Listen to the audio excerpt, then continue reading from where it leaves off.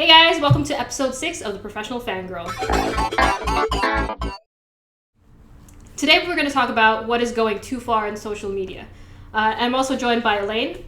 She and I met a couple years ago, 3 years ago. Yeah, we did.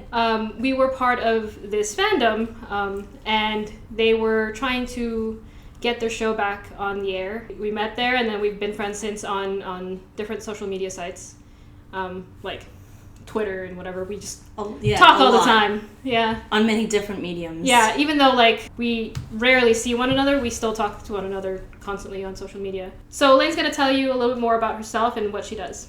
All right. Well, what I do is actually I'm a professional student at the moment. I study media, I guess, cultural studies, and it's just an excuse to study what I like to game, what I like to watch, what I like to be on, whether it be Twitter, Tumblr, and or anything else.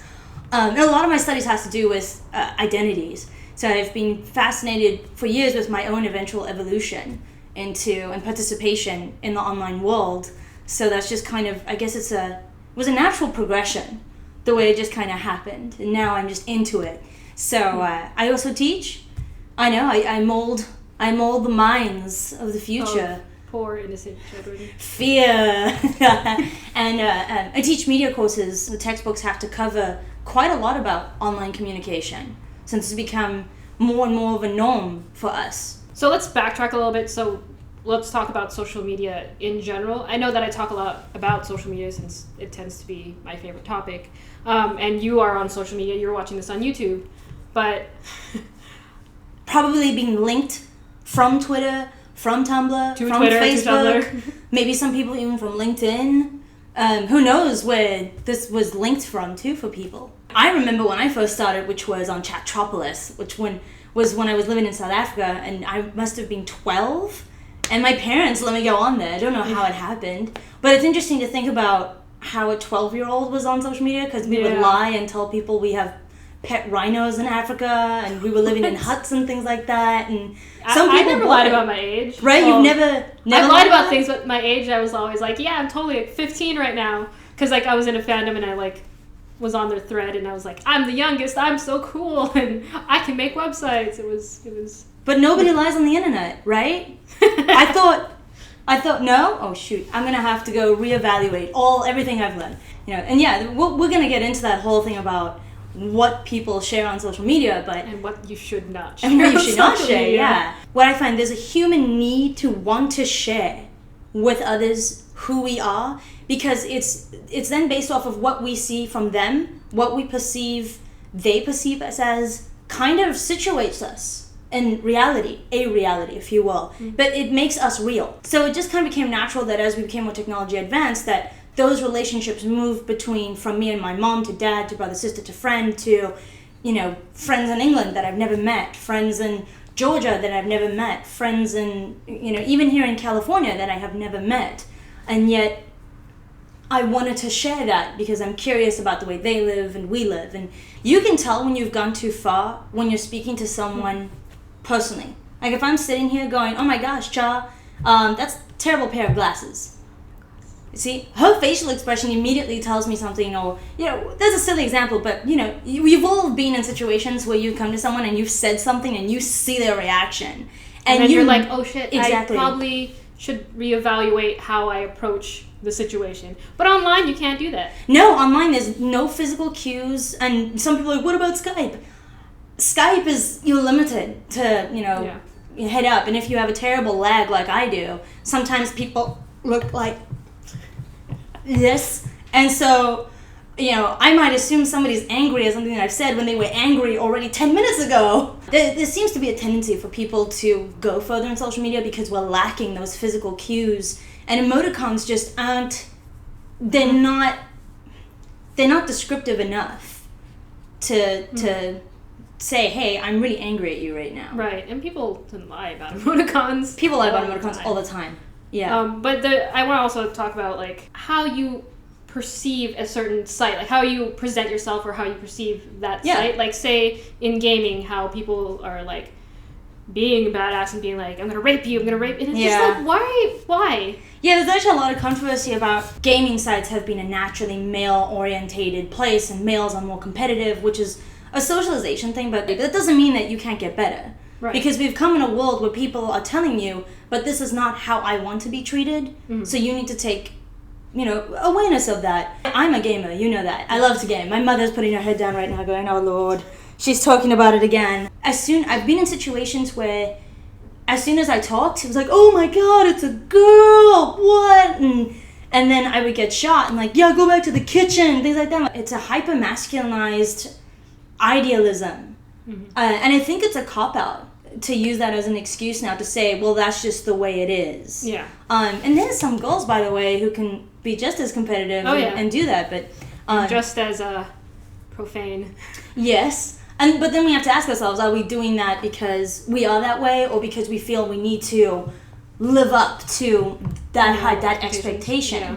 Which is what happen a lot on social media when people connect with each other. You connect with people that you have a like experience with. But it's also similar in real life, where you kind of like adapt to a certain group of friends. In certain situations, you start being like more open, more profane even. In other situations, you're more like meek, and it just depends on your group of people. And it's similar to social media, where it's like your group of people are these gamers, and gamers tend to be like blah blah blah, and then you have Tumblr, and everybody on there I feel like is a feminist, and sometimes I would like hold back in terms of saying something because it's just like, oh, I am going to offend somebody.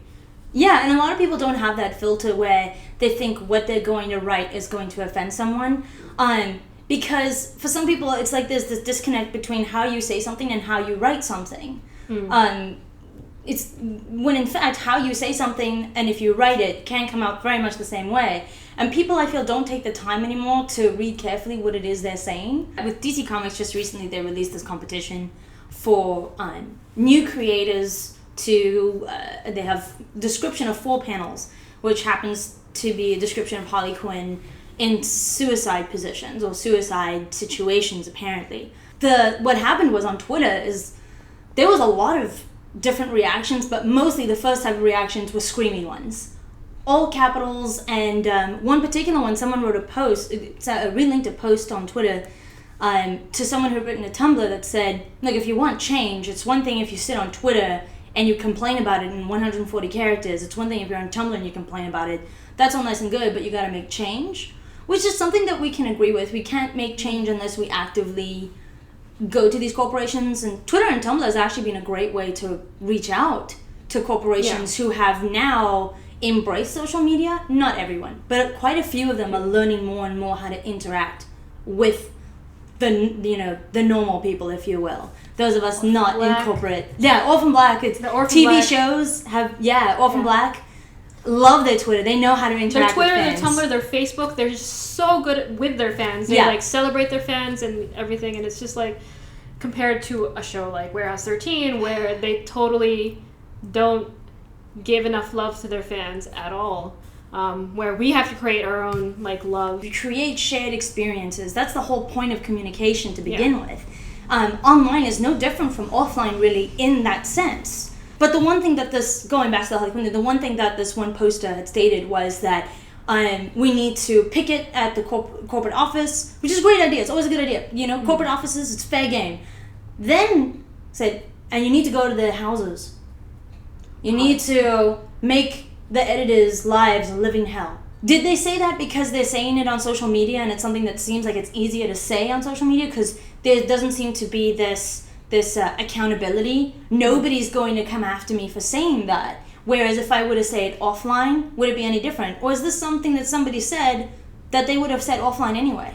Sometimes it is just something you say and not actually mean. It's like, we have to do that because it's like you're in kind of the heat of passion, but it's suddenly like you tell this group of people online, we have to do that. Yeah. And then suddenly it's taken seriously and it's taken way past the boundaries of any good social setting. Yeah, because because essentially you have people who use online as themselves and they are who they are. And then you have people who have different accounts. And it's not necessarily that you're not still yourself, but you hide certain details. So then you have people who do that then, who say, well, I can't be a bully offline because I have a dad or a mom who's really strict on me, and they'll find out and I'll get in trouble. But you know what? Who's going to find out online? Because we do have that issue. People do get threats from anonymous people, and like you said, the 4chan people are remarkably adept at this, at rallying an entire crew of anonymous people to harass one person. Or even worse is they'll email them directly with threats and things like that when they find out certain changes have been made to the games. It's in everything actually, but it's very apparent in fandom, because fandoms are passionate. When you're passionate about something, it really comes out. But politics as well.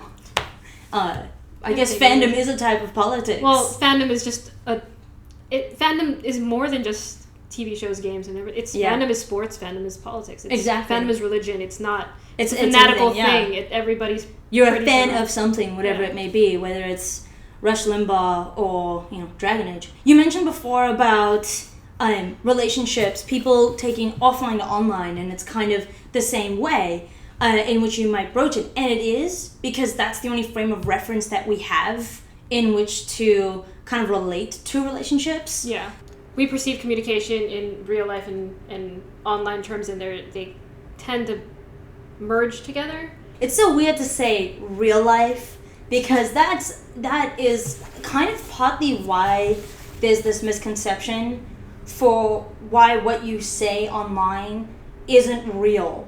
It's as if the virtual world is this complete and utter total existence that has no effect whatsoever on the real life. And so for some people, for many, there was misconception, online isn't real. So what I say on there and what I do on there isn't real. So that changes the way in which we think about the implications of what we communicate to others, as opposed to offline. We have to practice ethical communication. And people like to think that what you say online isn't real. But maybe you don't perceive it as real, but someone else does. The way in which we invest in our relationships is different for each person. And there are some people who invest a lot more in online because maybe they don't have the kind of environment that is friendly to them.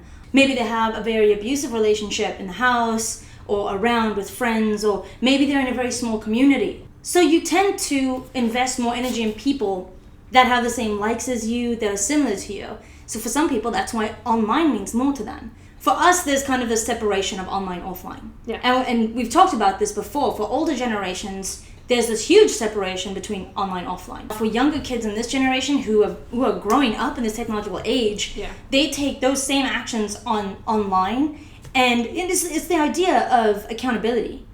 If they don't get the accountability offline, they're especially going to not feel that accountability online. And so that even makes the situation worse, because they can access more people online. Even you can even get more people to do it. Teenagers especially perceive online communication very differently now. And it means a lot more. So you want to be very ethical about what you say. But then you've got to be able to understand someone, right? That's the thing. You have to be able to sit down and take pause and say, well, I can't tweet this really because I don't know what this person's been through. And the thing is, a lot of people don't do that.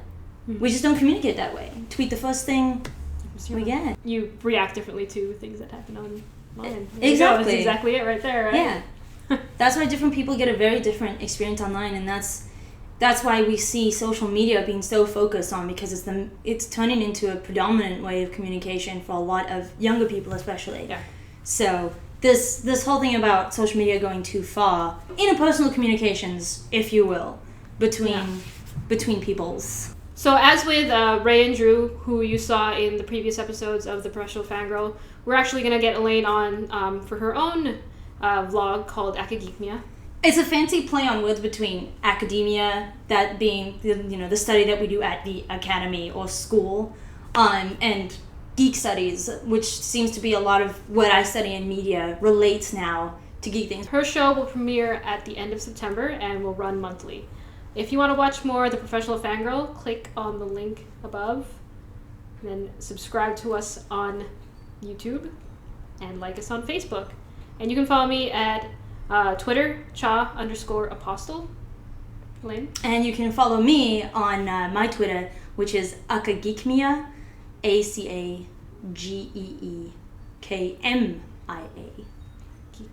Yeah. I think I'm spelling it wrong. Akagikmia? What were you spelling it as? I don't know. I think I forget the M. All right. Well, see you guys next time. Cheers.